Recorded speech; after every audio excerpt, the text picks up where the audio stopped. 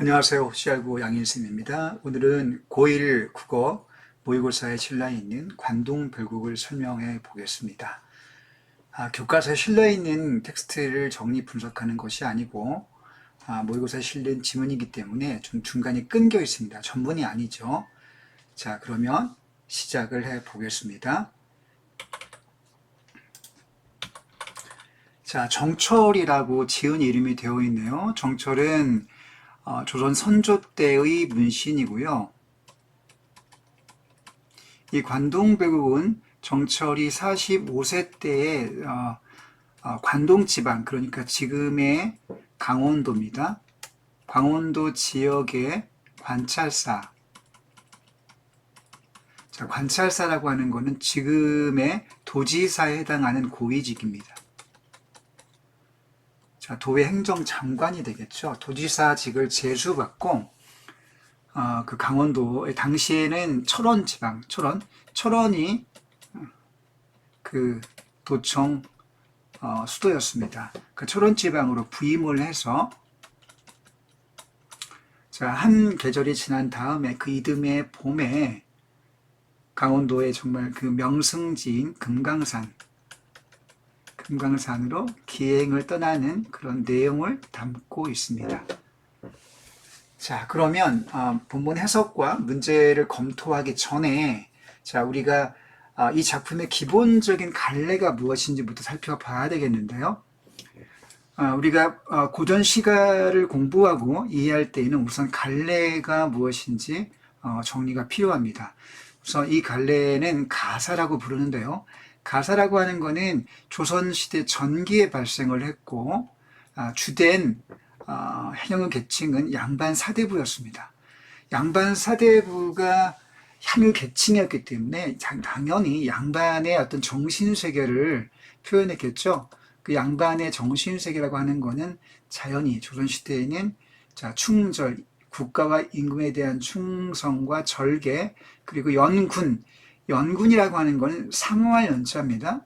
사모할 연자의 군자가 임금 군자예요. 그래서 임금을 사모하는 그런 정서, 그리고 모든 인간의 이상적인 꿈이죠. 로망이죠. 자연에 대해서 굉장히 친화하는 그런 내용을 주로 담고 있습니다. 자, 이런 내용들은 사실은 우리가 일하고 뭐 농사를 짓고 공장에 다니고 뭐 이런 현실 세계와는 다분히 거리가 있는 것들이죠. 그래서 다분히 이 가사에 표현된 양반들의 정신세계는 다분히 관념적인 내용을 담고 있습니다. 자, 이게 이제 가사 갈래의 대체적인 내용이 되겠고요. 자, 이 가사는 기본적으로 문학 텍스트로 가사는 읽는 문학이 아니고요. 읽는 문학이 아니고 노래로 부르는 그런 가사였습니다. 자, 노래 가사였기 때문에 가사에서 두드러지는 특징들을 담고 있는데 그것은 바로 운문의 형식을 담고 있다는 거죠. 자, 운문이라고 하는 건 리듬이 있는 노래로 부르기에 좋은 가사 형태, 리듬이 있는 가사로 되어 있다는 것입니다. 자, 좀 구체적으로 얘기하면 밑에 운율을 참고해서 잠깐 얘기해 보겠습니다. 자, 글자 수의 규칙이 3, 4 아니면 4, 4조의 그런 글자 수의 규칙적인 배열이 눈에 띄고요. 그 다음 음보, 자, 끊어읽기의 덩어리가 큰 호흡 덩어리 안에 하나, 둘, 셋, 넷, 이렇게 하나, 둘, 셋, 네 개의 호흡 덩어리로 규칙적으로 끊겨 읽습니다. 그래서 3, 4, 4, 4조 혹은 사음보의 운율로 되어 있고요. 자, 이러한 어떤 3, 4, 4, 4조 사음보의 기본적인 가사 형태가 연속되어서 그래서 연속체라고 부르고요. 연속되어 있다는 뜻에서 연속체입니다. 자, 그리고 그 길이는 무한합니다. 길이가 무한하다. 자, 이런 특징을 갖고 있습니다. 따라서 형식은 운문이지만 길이가 무한이기 때문에 뭐 여행 가서 여행 가사를 쓰거나 또 유배를 가서 유배 가사를 쓰거나 자, 이런 사건적인 내용이 담겨져 있기 때문에 내용적인 측면에서는 산문의 내용을 담고 있습니다. 형식은 운문이고 내용은 산문이란 뜻입니다. 자, 그래서 이 가사 갈래를 우리가 운문과 산문의 중간이다, 이런 표현을 하고 있습니다. 자, 그리고 이 정철이 쓴 관동별곡이라는 가사는 기본적으로 관동 지방을 기행을 하고 쓴 가사이기 때문에 기행가사라고 명칭을 붙일 수가 있겠죠. 우리가 이제 이 내용을 정리할 때 필요한 것 중에 하나가 이 글이 노래 가사이긴 하지만 기본적으로 기행문의 특성을 담고 있기 때문에 기행문에 들어가는 기행문의 3요소, 그러니까 여정은 들른 장소입니다. 여행 간 장소, 그 다음에 견문이라고 하는 보고 들은 것, 그 여행지에 가서 보고 들은 것을 견문이라고 합니다. 그리고 그 보고 들은 것에 대한 작자의 감상, 감상, 느낌을 서술하는 부분이 있겠죠. 이 세 가지가 기본적인 내용을 이루고 있습니다. 자, 그러면 이제 여기 문제와 본문이 여기 실려 있지만 사실 이 부분이 이제 굉장히 내용이 압축되어 있고 또한 고사 같은 게 중간에 많이 들어가 있기 때문에 여기서 해석하기가 좀 어려움이 있습니다. 그래서 선생님이 이 본문에 대한 해석을 따로 프린트를 준비했는데요. 일단 여기 첫 줄 강호에부터 여기 시간 텍스트 끝 문의로다까지 이 부분에 관련되어 있는 내용을 따로 프린트해서 다음 페이지 설명을 해 보겠습니다. 자, 앞에 보시면 이제 여기 앞에 번호, 선생님의 번호를 일부러 붙였습니다. 문장이 길기 때문에 번호를 붙여서 앞에 제시문 박스에 남아있는 텍스트 끝인 22번, 22번째 줄까지 문장이 나와 있거든요. 그래서 이걸 이렇게 이미 해석해서 정리해 놓고 설명을 하는 것으로 하겠습니다. 자, 우선 정철이라는 작가가 조선시대 선조 때의 문신이라고 했죠. 근데 이분이 원래 이제 당시에 당쟁이 굉장히 심했기 때문에 낙향에서 은거하고 있었습니다. 어디죠? 그러니까 이 정철의 이제 고향이라고 할 수 있는 곳이 전남 창평이라는, 전남도 창평이라는 곳이 있습니다. 자, 거기는 대나무가 아주 무성히 자라는 곳으로 이제 유명한데요. 그 대나무 숲이 있는 창평이라는 그 시골의 낙향에서 짱박해 있었습니다. 자, 그 전남 창평 시골에 자연 속에 은거하고 있었죠. 자, 조금 조신하면서 당쟁이 틈바구니에서 너무 시끄러우니까 잠깐 가서 쉬고 있었습니다. 자, 그때 이제 임금이 이 정철을 한양으로 불러 올립니다. 관직을 제수하기 위해서. 자, 그런 내용에서부터 시작이 됩니다. 자, 그러니까 지도를 그럼 그려볼게요. 자, 한반도가 이렇게 있다고 간단하게 이렇게 봅시다. 여기에 한양이 있습니다. 한양에 있고, 전남 창평은 이쯤 어디 있습니다. 전남 창평.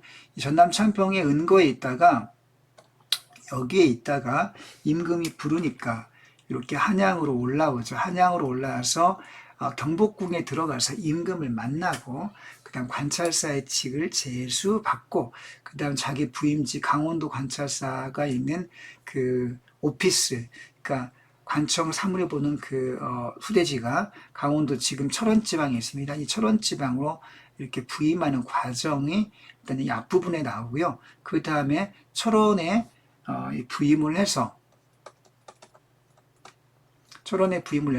한 시즌이 지나고 그 이듬해 봄에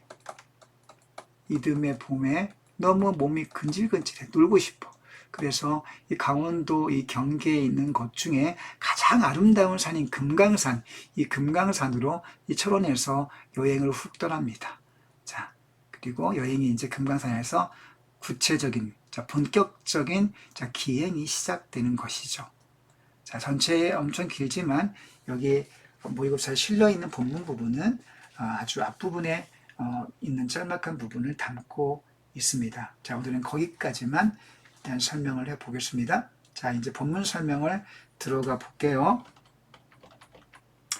자, 강호의 병이 깊어 중림에 뒤웠더니, 여러분들 우선 가사는 3, 4, 사사조의 사음보이기 때문에 일단 끊어 읽는 것부터 여러분이 익숙하게 할 수 있어야 되겠습니다. 그러니까 3, 4, 3, 4 훅식이죠. 이렇게 해서 사음보가 끊깁니다. 하나, 둘, 셋, 넷, 사음보죠. 자, 관동 두 글자이지만 호흡상 두 글자로 끊기죠. 관동 800리에 방면을 맞디시니, 이렇게 해서 사음보가 끝납니다. 자, 이렇게 사음보로 끊어서 읽는 것을 여러분들 우선 익숙하게 할 수 있도록 이렇게 호흡을 좀 연습을 해두는 게 좋겠고요. 자, 어와 성은이야 가디로 만극하다. 자, 이렇게 끊어 익히는 거 여러분들이 볼 수 있습니다. 자, 그리고 문장이 계속 연속되는 연속지 형태를 보이고 있죠. 자, 이제 끊어 읽는 건 여기서 잠깐 마치고 본문 해석을 해 보겠습니다. 자, 강호의 병이 깊어. 자, 강과 호수는 자연을 대표하는 그런 표현법이죠. 일종의 대유법이라고 할 수도 있겠습니다. 자, 부분으로 전체를 대신 나타내고 있네요. 병이 깊다라고 하는 건 진짜 강호의 병이 있다는 게 아니라 내가 그 자연을 병적으로 좋아해서, 이렇게 해석이 되겠습니다. 병적으로 좋아해서. 자, 이것을 가리키는 한자성어가 두 개가 있는데 고1 때 내신으로 관동별곡을 배우게 되면 간혹 문제에 나오기도 합니다. 천석, 고황 혹은 연하, 고질이라는 한자성어를 좀 기억만 해 두시길 바랍니다. 자, 중림이라는 곳에 뉘었더니, 자, 여러분 중림은 나중에 국외음화돼서 죽으로 바뀌겠죠. 중림은 대나무 숲이란 뜻이네요. 중림은 장소를 가리키는데요. 자, 이거는 전남 창평을 가리킵니다. 자, 화자가 이 작가가 당쟁의 틈바구니를 잠깐 피해서 은거하고 있던 지역 전남 창평 여기입니다. 전남 창평에 가서 짱박혀 있었어요. 자, 거기에 누워있다고 하는 건 은거했다, 은둔했다는 뜻이죠. 자, 사실은 당쟁 때문에 가서 잠깐 쉬고 있었는데 자연을 좋아해서 은둔했다. 선생님 보기에는 약간 명분이라고 볼 수 있겠습니다. 쉽게 말하면 거짓말이죠. 네. 자, 은둔했었습니다. 관동 800리에. 그런데 자, 관동 지방의, 자, 800리라고 하는 관동 지방의 그 공간의 크기를 가리키는 거죠. 관동 지방이 800리라는 큰 넓이를 갖고 있는 지역입니다. 자, 관동 지방, 그 800리 되는 관동 지방의 방면, 이런 방면이라고 하는 방면 지음의 준말인데요. 관찰사의 직분이라는 뜻입니다. 자, 근데 관동 지방에 관찰사의 직분을 맡겨서 맡기시니,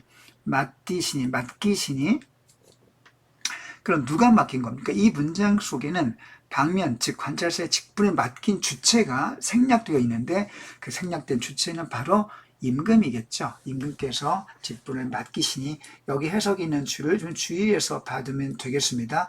어와 성은이야. 감탄사를 직접 남발하고 있네요. 감탄사를 쓰고 있다고 하는 건 영탄법이 사용되고 있다는 걸 확인해 볼 수 있네요. 영탄법이 사용됐다고 하는 건 어떤 걸 의미합니까? 감정이, 화자의 정서가 직설적으로 노출되고 있다라는 얘기입니다. 자, 우리가 이제 고등학교 문학이나 수능에서는 이렇게 영탄법을 사용했다, 감탄사를 사용했다. 자, 이런 식의 용어를 쓰기보다는 화자는 자신의 감정을 직설적으로 노출하고 있다. 이런 식의 이제 결과만 언급되기 때문에 이 과정을 우리가 전부 다 기억해둘 필요가 있습니다. 성은, 자, 거룩한 은혜야말로 가디록, 갈수록, 만극, 자, 끝극자, 끝이 없다, 이런 뜻이죠. 자, 1, 2, 3번까지 문장을 선생님이 여기 일부러 끊었습니다. 원래 원문에는 1, 3행의 구분이 안 돼 있죠. 이렇게 1, 3행을 묶어서 따로 묶어놓지 단락 구분이 안 되어 있습니다. 선생님이 가사 문학의 내용인 산문처럼 길기 때문에 일부러 내용상 구분을 하기 위해서 이렇게 묶었고요. 이 부분은 관찰사 임명을 받고 어디에서 자, 전남 창평에서 관찰사 임명을 받은 소식을 받은 거죠. 자, 이게 첫 번째 내용 단위의 내용이 되겠습니다. 자, 그 다음 네 번째 문장으로 가보겠습니다. 연춤은 들이달아. 자, 갑자기 전남 창평에서 연춤으로 장소가 확 바뀌었습니다. 영추문은요, 경복궁에 있는 서쪽 문의 이름입니다. 자, 들이 달려 들어가. 그러니까 하자가 이제 관찰사 직제수받던 소식을 임명장을 전해 듣고 달려받고 이제 전남 창평에서 어디로? 전남에서 한양에 있는 경복궁으로 지금 아주 득달같이 바로 한숨에 달려왔겠죠. 얼마나 감사하겠어요. 한양에 있는 경복궁으로 임금을 만나기 위해서, 뵙기 위해서 들어왔습니다. 달려 들어가 벌써 여기 사이에, 자, 이 부분에 사실 임금을 뵙고라는 내용이 생략된 부분, 이 생략된 부분을 자 우리가 기억해 둬야 되겠네요. 왜냐하면 이 부분이 이제 가사는 운문이기 때문에 너무나 장황하면 안 됩니다. 압축되고 좀 이렇게 운율적으로 내용이 짧게 나와야 되기 때문에 산문에서는 나올 법한 내용이 운문적 형식 속에서 생략되는 부분들이 있겠죠. 자, 그것이 어떤 부분인지 우리는 알아야 되겠습니다. 자, 임금을 뵙고 이 부분이 생략된 부분이에요. 자, 그리고 경외남무, 경회루 남대문. 여러분, 경회루는 지금도 경복궁에 있는 그 누각이죠. 호수가 앞에 있는 경회루와 남대문을 바라보며, 자, 벌써 들어갔다가 경복궁에 들어갔다가 벌써 나옵니다. 이렇게. 자, 하직 하직고 물러나니, 하직 인사하고 물러나오니. 자, 옥절이 알패 섰다. 옥절이라고 하는 건 좀 중요한 단어가 되겠는데, 이 옥절이라고 하는 건요, 임금이 관리의 직명을 받은 신하에게 그 신표, 임명장 같은 것을 준 것인데요. 옥으로 준 패, 그러니까 이렇게 되어 있습니다. 이 패가 이런 식으로 이렇게 패로 되어 있는 거죠. 손에 쥐게 되어 있습니다. 글자가 막 쓰여 있겠죠. 이게 옥절입니다. 옥절이 앞에 서 있다고 하는 거는 이제 임명장을 받은 이 부하 관리가 앞에 이제 이 정철 관찰사를 이제 뒤에 모시고 가기 위해서 수행 준비, 출발 준비가 되었다는 뜻이 되겠습니다. 그래서 이 부분 해석이 조금 내용이 필요하기 때문에 문제의 출제가 잘 되고 있어요. 출발 준비가 다 되었다는 뜻입니다. 자, 하직 인사하고 물러나오니 옥절, 즉 출발 준비가 다 되었구나, 이렇게 해석이 되겠습니다. 자, 그 다음 출발했겠죠. 이제 자기의 부임지인 강원도 관찰사의 오피스가 있는 소재지, 당시에는 강원도 철원 지방에 있었습니다. 그 철원은 지금은 이렇게 여기 일산 파주 지역에서 철원 지방 가기가 되게 가깝습니다만은 당시에는 되게 그 지형이 굉장히 멀었어요. 삥 돌아가야 됐습니다. 그래서 한양에서 지금 한양 경복궁을 나왔지 않습니까? 한양 경복궁을 나와서 곧바로 어디로? 평구역이라고 하는 곳으로 갑니다. 그러면 이 역이라고 하는 건 역마, 그러니까 관리들이 먼 곳을 여행 가거나 혹은 이제 변방 지역의 어떤 공적인 어떤 그 보고를 할 때 관리들이 말을 갈아타고서 옮겨갈 수 있는 그런 곳이죠. 역이라고 하는 건 말을 갈아타고 멀리 갈 수 있는 그런 곳입니다. 여기서 말을 여러 마리 이렇게 잘 훈련된 말을 이렇게 데리고 관리하고 있을 때 관리들이 앞역에서 말을 타고 와서 여기서 갈아타고 가게 되면 또 빨리 갈 수 있겠죠. 말이 지치지 않고. 자, 그것을 역참 제도라고 부르는데, 자, 평구라는 곳에 있는 역이 있었다는 거죠. 자, 이 평구역은 지금의 경기도 양주입니다. 양주. 경기도 양주. 자, 그러니까 남양주 지역이니까 저쪽 구리 어디 그쪽쯤 되겠죠. 구리 이쪽으로. 지금의 양주 지역에서 말을 갈아타고 그 다음 흑수라는 곳으로, 자, 흑수라는 곳으로 돌아갑니다. 흑수는 지금의 여주 지방에 있는 지명, 강을 가리킵니다. 강, 여주에 있는 강. 여기는 남한강인데요. 자, 그 다음 돌아 올라가서 그 다음 섬강. 갑자기 섬강은 섬진강, 지금의 이제 북한강의 위쪽에 있는 원주 쪽. 이것도 이제 남한강에서 위로 올라가면 이게 북한강이 남한강인지 잘 모르겠네. 아무튼 섬강, 원주에 있는 강 쪽입니다. 자, 원주에 있는 강, 원주는 어디에 있느냐? 치악산이 여기로구나. 벌써 양주에서 어디로? 여주로 갔고, 그 다음에 원주로 가서 원주의 그 치악산이 지금도 굉장히 유명한 산입니다. 원주에 있는 곳까지 갔습니다. 자, 지금 장소가 어떻게 바뀌었습니까? 한양 경복궁에서 양주로, 그 다음에 여주로, 그 다음 원주, 그 치악산까지, 원주에 있는 치악산까지 이렇게 장소가 훅 바뀌고 있네요. 자, 그러고 보면, 문장은 그 4, 5, 6, 7, 4개밖에 바뀌지 않았지만 그 사이에 장소의 생략과 비약이 많이 두드러지고 있죠. 따라 속도감이 굉장히 높고 박진감이 큽니다. 자, 이렇게 장소가 바뀌고 있는 여정의 참남 창평에서 한양으로 양주, 여주, 원주로 바뀌고 있습니다.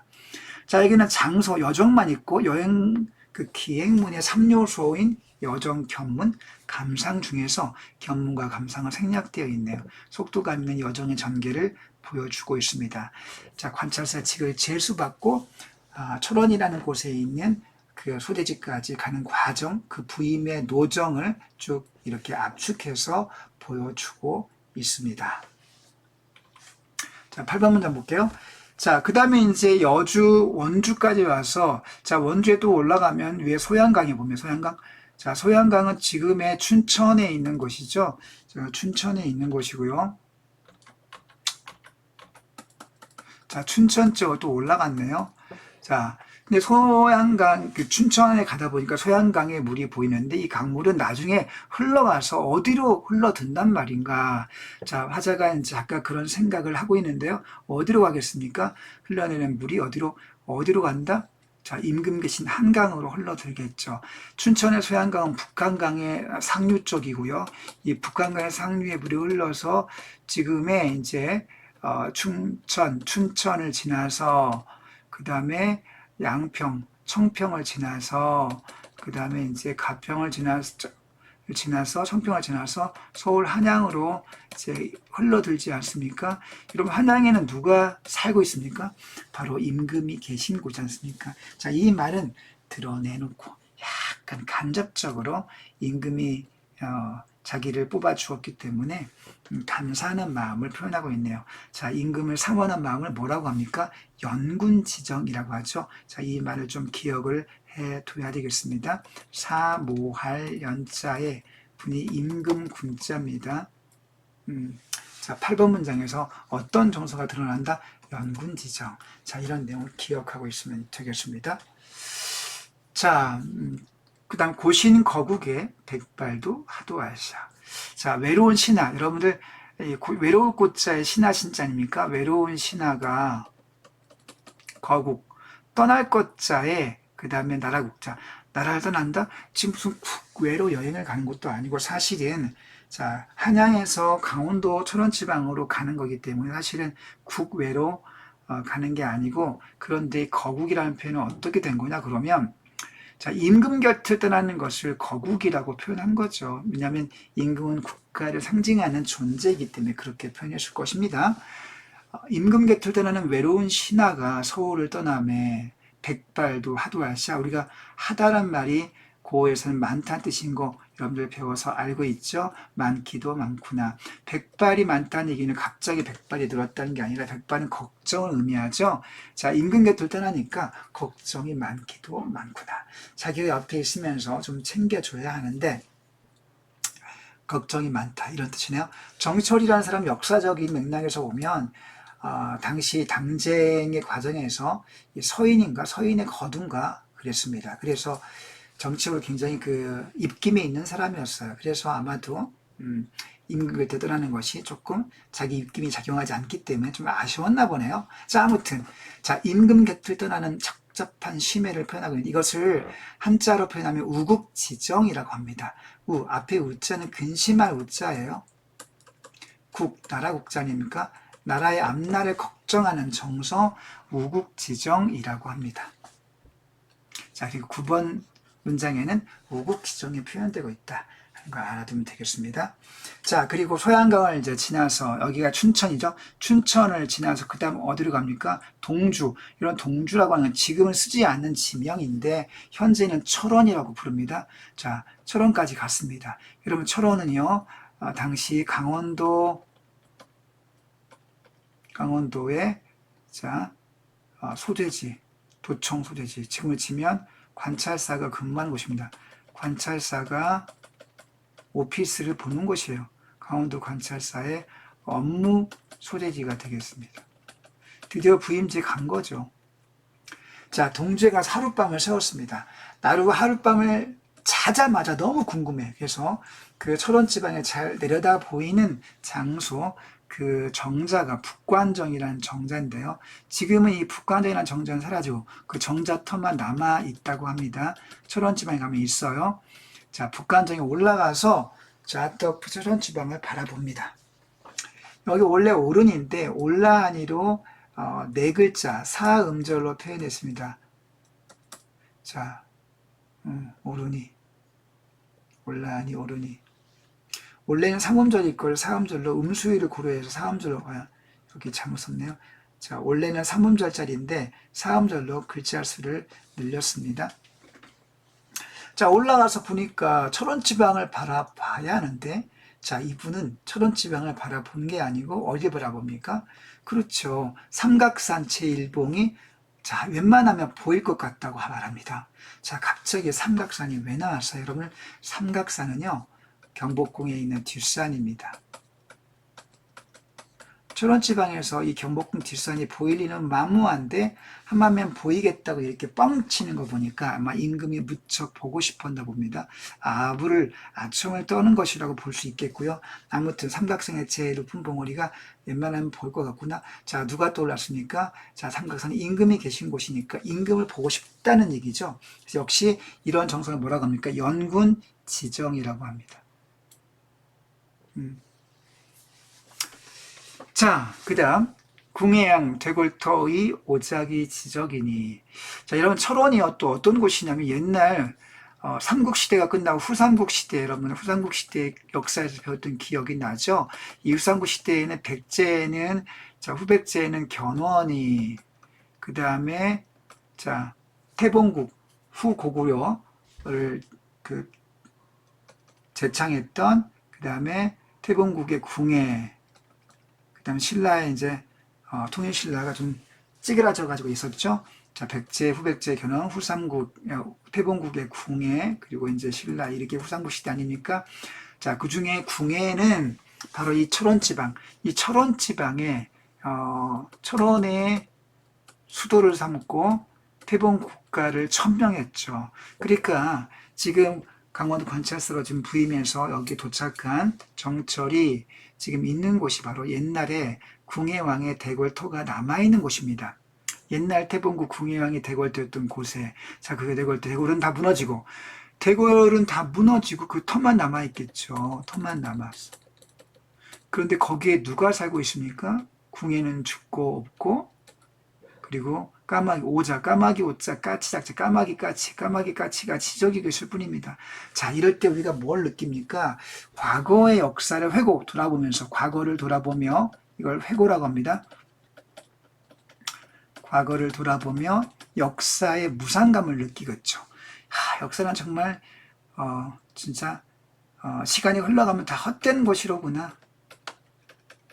자, 인간의 모든 역사는 다 헛된 것이로구나. 인생 무상감과 역사의 무상감을 느끼겠죠. 그래서 자, 이런 정서를 좀 우리가 기억을 해둬야 되겠고요. 자, 지적이니 그 까마귀 까치가 천고, 자, 천고 흥망, 흥하고 망함. 천고는 아주 오랜 역사란 뜻입니다. 오랜 역사 동안에 한 나라의 흥하고 망함을, 자, 지들이 까마귀 까치가 난다. 이러면 이 난다는요, 니은다는 의문형으로 해석됩니다. 주의하세요. 의문형. 자, 안 한다 해석할 때 안다라고 쓰면 안 되고, 안다가 아니라 아느냐 혹은 아는가. 자, 이렇게 의문형으로 해석해야지 맞습니다. 주의해야 되겠네요. 자, 그러면서 역사의 무상감과 인생 무상감을 느끼는데요. 이 부분 굉장히 중요합니다. 여러분, 이 내용이요, 한자성으로 바꾸면 맥수지탄이라고 합니다. 굉장히 중요해요. 이런 맥자는 보리 맥자입니다. 그 다음에 수가 이삭 숫자입니다. 자, 보리 이삭을 보고 탄식한다. 갑자기 웬 보리 이삭 탄식이냐 이렇게 이해하면 되겠습니다. 자, 화려한 궁궐터가 아까 있던 자리인데요. 이 화려한 궁궐터가 어떻게 됐습니까? 다 무너집니다. 자, 다 무너지고 이 다 무너지고 이 자리에 뭐가 됩니까? 자, 이렇게 풀 자라 풀. 자, 보리 이삭 같은 풀. 보리 이삭 같은 풀만 자랍니다. 까마귀같이 와서 이제 노닥거리겠죠. 자, 이렇게 화려했던 집, 인간의 흔적들이 사라지고 무너진 것, 자, 이것을 보고 탄식한다 해서 맥수집탄이라고 하고요. 자, 이것이 역사의 무상관을 가리키는 한자성어라는 거 좀 기억해 둡시다. 자, 여러분, 이렇게 정리해 보니까요, 여기 이제, 화자가 지금, 여정 장소가 어떻게 바뀌었느냐, 선생님이 여정에 바뀌는 과정을 지도로 잠깐 갖고 와서 이렇게 확인을 좀 해보겠습니다. 자, 맨 처음에 어디 있었죠? 맨 아래쪽이 전남 창평에 있다가요. 중림에 응가하고 있다가 임금의 관찰사 즉 제수 소식을 듣다가 같이 어디로 한양으로 올라왔죠. 그래서 경복궁에 들어가서 임금을 뵙고 바로 옥저리 앞에 서 있다. 라고 해서 출발 준비를 해가지고 어디로 갑니까? 양주, 평구로 가서 그죠? 양주 흑수, 자, 여주로 갔다가, 그 다음에 원주로 갔다가, 자, 치악산 잠깐 옆에 있는 거, 자, 그 다음에 춘천, 수양강 춘천으로 갔다가, 그 다음에 철원 동주까지 이렇게 가는 지역까지 선생님이 여기까지 일단 우리가 설명을 했습니다. 자, 이런 여정의 바뀜이 나오고 있다는 거 여러분들이 기억을 좀 해뒀으면 좋겠고요. 자, 14번 문장 가보겠습니다. 또 어떤 회양, 갑자기 회양이 나왔어요. 지금 동주, 철원 지방에 와서 부임지에 도착한 거 아닙니까? 그런데 갑자기 회양이라는 지명이 또 나왔습니다. 이 회양이라는 지명은요, 중국 한나라의 어느 고을 이름입니다. 근데 이게, 이 회양이라는 이름은 중국 한나라의 어느 고을 이름이기도 했지만, 강원도, 자, 강원도 회양이 어디 있냐면 철원 지방 옆에, 철원 옆에, 철원의 위쪽에 있는 곳이 또 회양이라는 지명이 있습니다. 마침 자기가 부임한 이쪽 철원과 이 강원도 지역에 회양이라는 이름이 있는데 그 회양의 이름은 중국 한나라 때 어느 고을 이름인데요. 이 한나라 때 회양이라는 곳은 어떤 곳이냐면 그 회양이라는 곳에 중국에서는 어떤 곳이냐면 그 회양태수라는 사람이 급장유라는 사람인데 그 급장유라고 하는 회양태수가 그 지방의 관리로서 정치를 아주 잘했대요. 그래서 역사책에 아주 좋은 이름으로 남아있는 사람입니다. 그 회양태수 관리였던 급장유가 정치를 잘 베풀었다. 자기도 그 사람처럼 이 지역에 부임을 했으니 정치를 잘하고 싶다는 것을 표현하기 위해서 갑자기 회양을 끌고 들어온 거죠. 자, 이런 맥락이 있기 때문에 이 작품을 이해하기는 조금 어려움이 있습니다. 고사나 배경 지식이 있어야지만 이해가 되기 때문이죠. 자, 회양의 네 이름. 자, 회양의 너 이름. 자, 그럼 이때 이 자는요, 주격조사 이가 아니고요, 비격조사입니다. 주의합시다. 내 이름과 중국에 있던 회양 내 이름과 저기 강원도 지역의 회양 이름이 강원도의 회양이라는 지명이 때마침 혹은 공교롭게도 같아시고 똑같구나. 이거 웬일이야? 자, 웬 똑같은 이름? 뭐 이런 거죠. 자, 그래서 갑자기 이 사람은 그 회양의 태수 급장유 유명했지. 그래, 급장유, 급대항유, 국외음화에서 급대항의 디귿이 지읒으로 바뀝니다.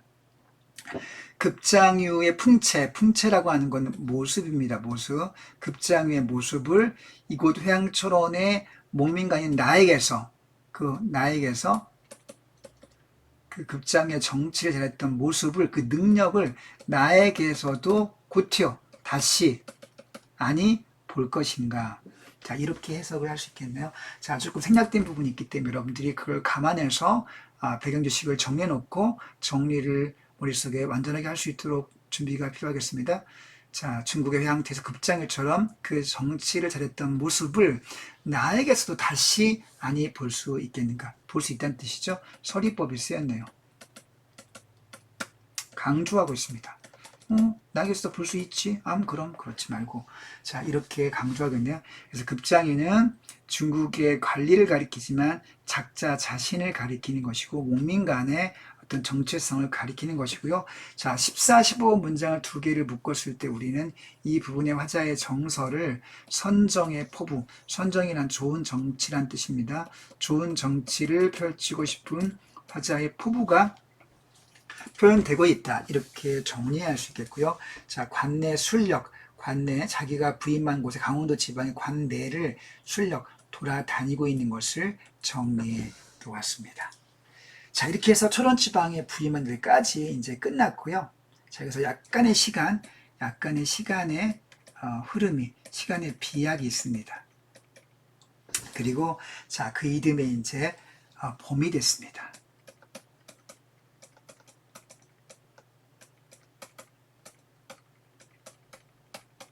이듬해 봄이 되었고요. 자, 볼까? 이듬해 봄. 영중이 무사하고 시절이 3월인제. 자, 자기가 맡고 있는 관찰사, 이 강원도 지역의 관내, 맡고 있는 지역 관내 가명 안이 무사합니다. 사건이 없어. 그러니까 이건 자기가 정치를 잘하고 있다. 정치 잘해. 라고 은근히 우회적으로 자랑하는 대목이라고 볼 수도 있겠습니다. 자, 그리고 아무 일 없으니까 어때 마음이 편안하죠? 이게 놀 때가 되었다. 근데 놀만한 시기가 되었다라는 그런 이야기죠. 시절이 3월인데 때는 마침 상월입니다. 그럼 3월은요 놀기 좋은 때입니다. 그렇죠? 아주 놀기 좋은 때, 놀기 좋은 봄이 왔습니다. 자, 화천 시내길이 풍악으로 뻗어 있다. 자, 이제 아마 철원지방의 어디 근처에 개천이 있는데 이 개천이 자 풍악산으로, 이 산은, 풍악은 산의 이름인데요. 자, 이 금강산을 가리키는 다른 이름입니다. 우리는 금강산이라는 명칭만 알고 있지만 사실 금강산의 명칭은 4개입니다. 봄에는 금강, 여름에는 복내, 산오타, 가을에는 풍악, 겨울은 개골이라고 불렀습니다. 그만큼 금강산의 모습이 다채로웠기 때문인데요. 자, 여기는 봄인데도 불구하고 가을 명칭은 풍악산을 쓰고 있네요. 아무튼 이 시내길이 자 어디 쪽을 가리킨다? 저기 금강산에서 시냇물이 흘러나오는구나. 자, 이렇게 지금 놀러 오고 싶은 마음을 표현하고 있네요. 그래서 어떻게 합니까? 자, 뭐 가는 거죠. 이제 여행을 떠납니다. 행장을 다 떨치고, 여러분 행장이라고 하는 여행짐입니다. 여행짐 차림, 여행 차림을 간단히 해야 되겠죠. 옛날 보면 뭐 등짐에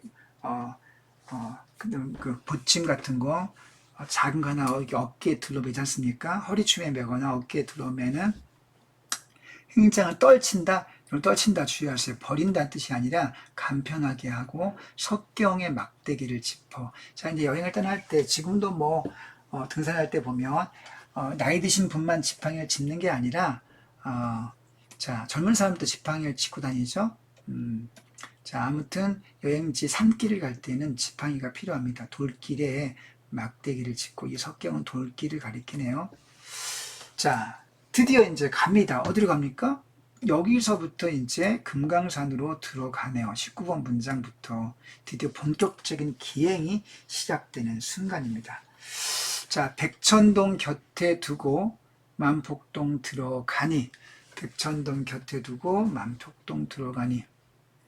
이런 백천동은요, 100개의 개천에 있는 이 동자가 여러분을 마을 동자가 아니고 굴짜기 동자입니다. 굴짜기. 계곡 동자. 계곡 동자예요. 그래서 100개의 그 개천이 있는 계곡을 곁에 두고, 이런 백천동은 그럼 간 곳이 아니죠. 그냥 백천동은 소위 기행문의 3요소 가운데 여정은 아닙니다. 그냥 스쳐 지나간 거죠. 곁에 두고 만폭동이라는 곳에 들어갔습니다. 드디어 장소가 바뀌었네요. 자, 금강산의 첫 번째 여정지 만폭동입니다. 금강산에 있는 첫 번째 여정지. 자, 선생님 네모치고 색깔 달리 했죠? 만폭동으로 들어. 만폭동이라고 하는 건 말 그대로 만 개의 폭포. 이 여러분 폭자가 폭포입니다.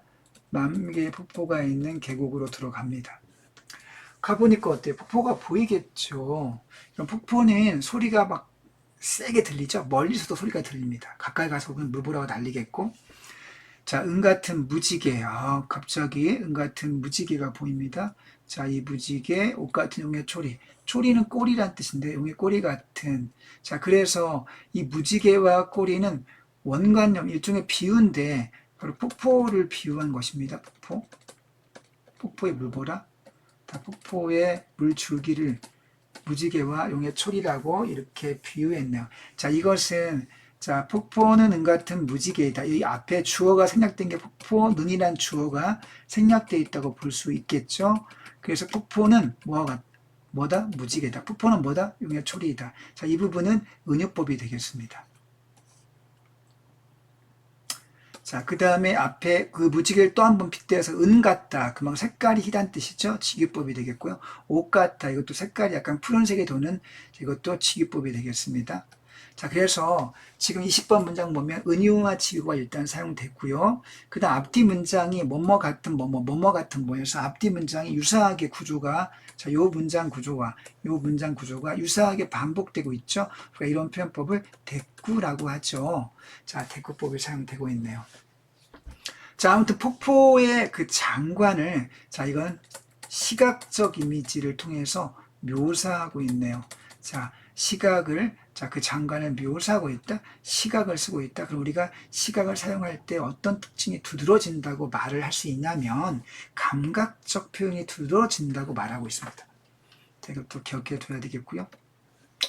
자, 섰돌며 뿜는 소리, 심리의 자자신이. 섞어 돌며 내뿜는 소리가. 자, 소리가 나왔으니 당연히 청각 이미지가 사용됐고요. 역시 이것도 감각적인 표현이 되겠네요. 심리까지 잦아있다. 소리가 퍼져 있다. 자, 그래서 소리를 묘사하고 있고요. 그 다음 줄. 자, 들을 때, 폭포의 소리를, 자, 들을 때는, 자, 울의 천둥 소리 같이 아주 웅장하게 들리더니, 자, 이거는 뭐지? 소리가 들린다고 하는 거는, 물론 가까이 있을 때도 들리지만은 이게 원경, 그러니까 원경의 모습을 표현한 거라고 볼 수 있겠고요. 자, 멀리서 들을 때는, 천둥 소리 같이 들리더니만 가까이 와서 보니까 어떻다? 자, 가까이에서 보니, 자, 눈송이가 날린 것처럼 하얗고 예쁘구나. 장관이로구나. 이거는 역시, 자, 멀리서는 청각의 원경이고요. 가까이에서는 시각의 근경이 되겠습니다. 자, 이렇게 멀리 가까이, 어떤 대상을 멀리에서도 표현하고, 가까이에서도 표현할 때, 원과 근을 동시에 표현하고 있기 때문에 이것을 가리켜 원근법이라고 합니다. 기억해 둬야 되겠습니다. 그리고 대상을 시각과 청각을 조화시켜서 아주 멋지게 표현하고 있네요. 자, 이것도 앞뒤 문장이 어떤 형태적인 특징을 보여주고 있네요. 들을 때는 본인한 우리는 자, 이렇게 앞뒤가 역시 이것도 대꾸가 사용되고 있습니다. 자, 만포동 폭포의 장관을 표현하고 있네요. 자, 이렇게 해서 22번 문장까지 한번 해석을 해 보았습니다. 여러분 이제 앞에 문제 가서 문제를 살펴봐야 되겠는데요. 자, 앞에 페이지 가서 이제 문제를 살펴보도록 하겠습니다. 자, 윗글의 표현상 특징으로 적절하지 않은 것. 자, 이런 시 문제에서 피할 수 없는 중요한 문제가 되겠습니다. 시가 문제에서.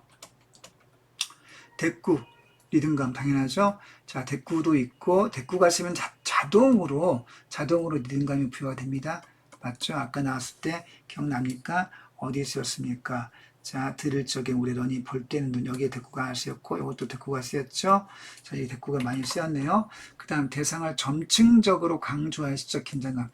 자, 점층이나 점점 커진다는 뜻인데 자, 점층법 사용된 것이 없네요. 점층법이 사용되면 대체로 긴장감이 높아지는 건 맞긴 합니다만은 자, 2번이 확인되지 않는 내용으로 답이 됐습니다. 자, 그러니까 감각적 심상. 자, 감각이라는 표현이 나오면 무조건 뭘 떠올립니까? 시각이나 청각, 후각, 미각, 촉각 같은 것을 떠올리면 되겠고요. 그런 것이 한 개라도 사용된 적이 있다면 감각적 심상이 활용된 게 되겠죠. 아까 시각과 청각의 주로 사용되었습니다. 폭포를 묘사할 때. 자, 감각적인 표현을 하게 되면 대상을 생동감 있게 묘사가 되겠죠. 당연히 맞는 표현이 되겠습니다. 4번, 비유의 방식을 사용하여 대상이 지닌 속성. 자, 폭포를 자, 은 같은 무지개, 옷 같은 용의 초리로 은유했고 은 같은 옷 같은 또 직유로 표현했죠. 자, 은유와 직유를 쓰고 있기 때문에 당연히 맞고요. 속성을 부각하고 있습니다. 영탄법 어와 아까 나왔죠. 어와 성은이야 이렇게 나옵니다.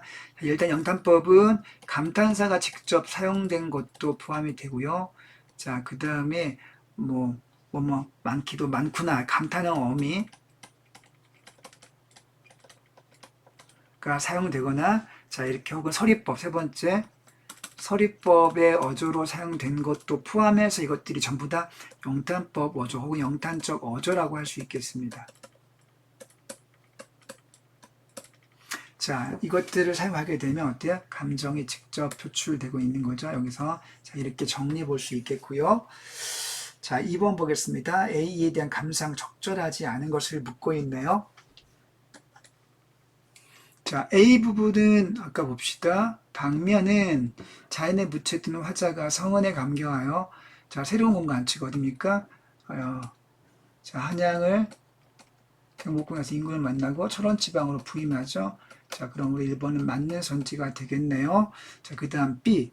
자, 백발. 아까 백발이 많다. 나라에 대한 걱정을 가리킨다고 했죠. 나라에 대한 걱정. 화자의 심리 상태를 비유했다. 맞습니다. 자, 나라의 앞날에 대한 걱정을 백발로 비유한 거 맞죠? 오케이. 3번 C. 오자 까마귀 까치가 지저긴다. 이 대궐터는 태봉국의 그 궁의 왕이 있던 곳이었는데 지금은 이제 다 무너지고 성터만 대궐터만 남아있죠. 자, 과거에 번성했던 모습과 현재의 오장만이 지저귀는 모습은 자, 이거는 대비가 되는 상황이 되겠죠. 자, 무상감, 역사의 무상감, 즉, 맥수지탄을 느낀다고 했죠. 자, 3번도 맞는 선지가 되겠습니다. 4번, D. 화자는 회양이 급장유라는 중국의 회양 지방의 태수였던 급장유가 선정을 베풀었던 곳의 지명과 같다는 점을 떠올리며 선정의 포부를 표현하고 있다. 맞는 선지가 되겠습니다. 5번. 이에 석경은 아까 돌길이라고 했죠. 돌길 기억납니까? 아까 어디서 이 부분에 석경 돌길에 막대기를 짚고 갑니다. 이거는 과제가 많으면 관찰사서의 과제가 아니고요.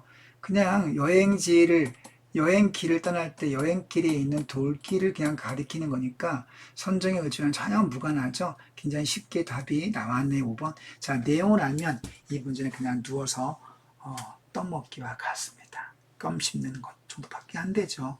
자, 이렇게 해서 문제를 풀어봤습니다. 자, 여러분 고1 단계에서 고전 시간은 조금 어려울 수 있겠습니다만은 한번 어려운 과정을 좀 인내하면서 잘 거쳐가면 실력이 비약적으로 향상될 수 있습니다. 여러분 열심히 땀 흘리면 그만큼 수월해지기 때문에 자, 포기하지 마시고 도전해 보시기 바랍니다. 자, 일단 오늘 여기 모의고사에 실려있는 지문 감동벽의 앞부분을 설명해 봤는데요. 잘 정리해서 내공을 쌓는 데 도움되기 바랍니다. 자, 일단 여기서 오늘 강의는 여기서 마치겠습니다. 자, 안녕.